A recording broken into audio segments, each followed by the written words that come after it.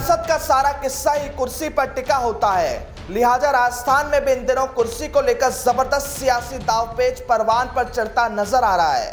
भाजपा ने ऐसा दाव चला कि कांग्रेस को एक बार फिर अपने मोहरे बचाने के लिए किलेबंदी करनी पड़ी। इसी बीच अब एक बार फिर तस्वीर 2 साल पहले वाली ही बनती दिखाई दे रही है, जब सूबे के तत्कालीन डिप्टी ने अपने 18 साथियों के साथ बीहड़ का रुख कर लिया था। अब एक बार फिर सियासी पिक्चर रिवाइंड होती दिखाई पड़ रही है, क्योंकि पहले बाड़ाबंदी, फिर हॉर्स ट्रेडिंग की खबरें और इसी बीच एसीबी की एंट्री।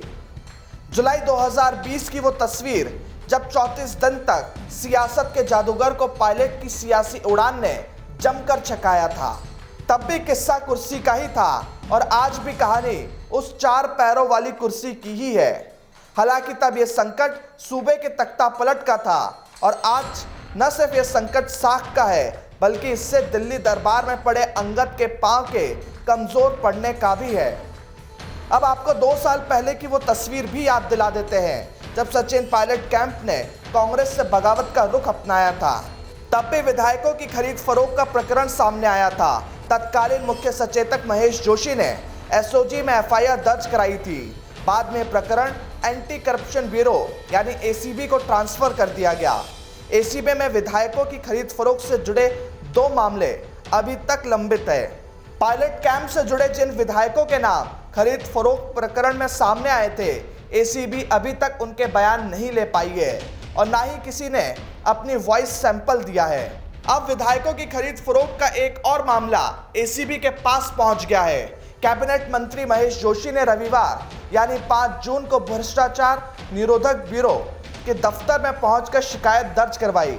जोशी ने कहा कि राज्यसभा चुनाव को लेकर विधायकों की खरीद फरोख्त की खबरें सोशल मीडिया पर चल रही है। यह राजनीतिक भ्रष्टाचार है, इसे रोककर लोकतंत्र को बचाना जरूरी है। इसी कारण एसीबी में शिकायत दी गई है, ताकि इस तरह की हरकत करने वालों पर निगरानी रखे और दोषियों के खिलाफ कार्रवाई की जा सके।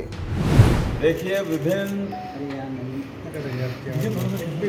सोशल मीडिया पे, चैनल्स पे ये शंका जाहिर की जा रही है ये राजस्थान में राज्यसभा चुनाव में खरीद फरोख्त को और ट्रेडिंग को की जो ट्रिक है, इसको अपनाई जाएगी। राजस्थान में भ्रष्टाचार को लेकर राजस्थान सरकार ने 0 टॉलरेंस की नीति अपनाई है।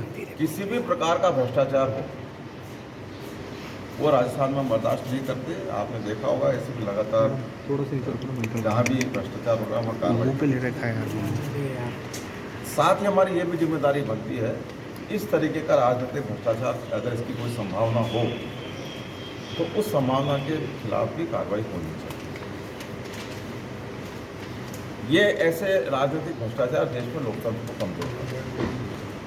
हॉर्स ट्रेडिंग की संभावना लगातार विभिन्न तरीकों से भारतीय जनता पार्टी के लोग भी कहते आए हैं, सरकार गिराने की बात कर रहे हैं, राज्यसभा चुनाव में खरीद फरोख्त की बात कर रहे हैं। पहली बार ऐसा देखने को आ रहा है कि कोई निर्दलीय उम्मीदवार राज्यसभा का चुनाव लड़े, उसका निर्दलीय विधायक से उसका प्रश्न, विधायक आएंगे कहाँ से? ये विधायक सिर्फ और सिर्फ हॉर्स ट्रेडिंग से आ सकते, जिसकी संभावना लगातार बनी हुई है। तो मैंने एसीबी में, चूंकि मैं सरकारी मुख्य सचेतक हूँ राजस्थान मंत्री होने के साथ साथ, मेरी जिम्मेदारी बनती है कि मैं राजस्थान का जो एंटी करप्शन ब्यूरो है उसको सचेत करूँ, उनको आगाह करूँ कि राजस्थान में इस तरीके की सुगबुगाहट है और इस तरीके की संभावनाएं हो सकती हैं। संभावनाओं के मद्देनजर एसीबी अपने आप को मुस्तैद रखे, सचेत रखे, चुस्त दुरुस्त रखे, आँख नाक कान खुले रखे और अगर इस तरह की कोई संभावना बनती है तो उसको नाकाम किया जाए। भ्रष्टाचार में पैसे लेने वाला, पैसे देने वाला दोनों दोषी हैं। एसीबी अपना काम करे, मुस्तैदी के साथ काम करे, कई संभावनाओं के आधार पर भी काम करना होता है।